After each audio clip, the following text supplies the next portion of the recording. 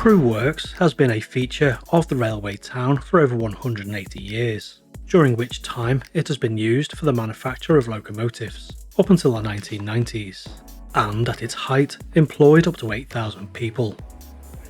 Most recently, however, what remains of the once sprawling site has been used for maintenance. The site, which is now owned by Alstom, is used to overhaul HVAC units, which stands for heating, ventilation and air conditioning. These are most often fitted to the roofs of passenger vehicles and multiple units. The site is also used to overhaul bogies. Although overhauling HVAC units and bogies may not sound like the most exciting topic, it is a little discussed yet essential aspect of the ongoing maintenance of rail vehicles, and is a more complicated process than it may first appear.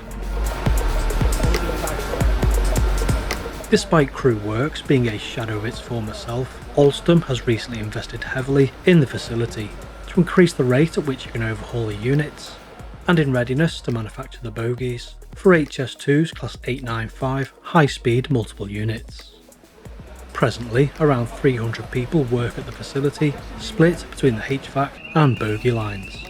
But this is set to increase as Alstom seeks to increase the number of heating units overhauled from 40 per week to 65 over the next 18 months. To facilitate this, the HVAC workforce will increase from 75 currently to 115. The investment by Alstom hasn't just been to provide more floor space, and the company has invested in new technology which will allow technicians to fully test the units before they're returned to the subsequent depots to be refitted to the trains. To that end, Alstom has installed 3 new climatic testing cells, which were developed in-house. These cells can simulate in-service use, so the units can be thoroughly tested before being returned. This should improve overall quality and reduce the number of failures and issues in service. Technicians working on the HVAC lines disassemble then reassemble the entire units, which, as you can imagine, are quite heavy. Even some of the individual components within the units are themselves heavy, and therefore each station has its own crane capable of lifting 250 kilograms. A larger gantry crane, which has a heavier lift capacity and runs the length of the hall, is used to move the HVAC units around and to move heavier components from the HVAC stations. Each station has its own jig which holds the units in place while they're being worked on. As each unit is different depending on the train type, there are dedicated lines and specific jigs for each class of multiple unit. During our tour we got to see the lines dedicated to Class 390s, and the lines used for Class 334 and Class 375, 377 and 387 Electrostars.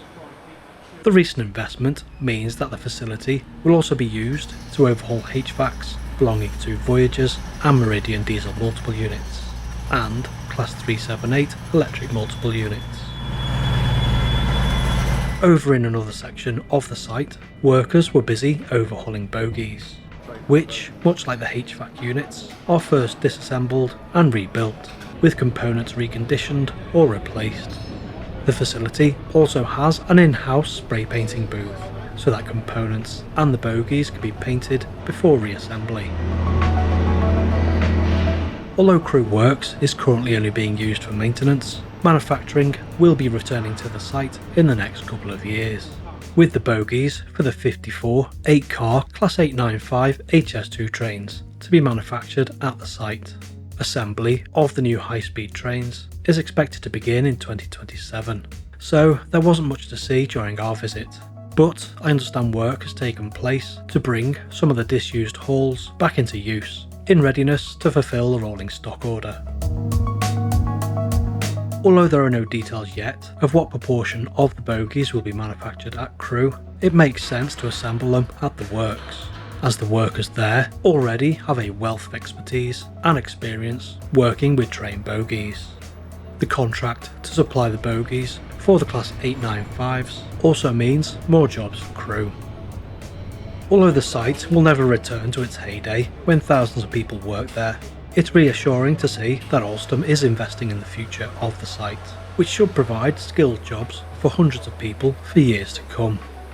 Just before I go, I'd like to say a big thank you to Alstom for inviting me to the works.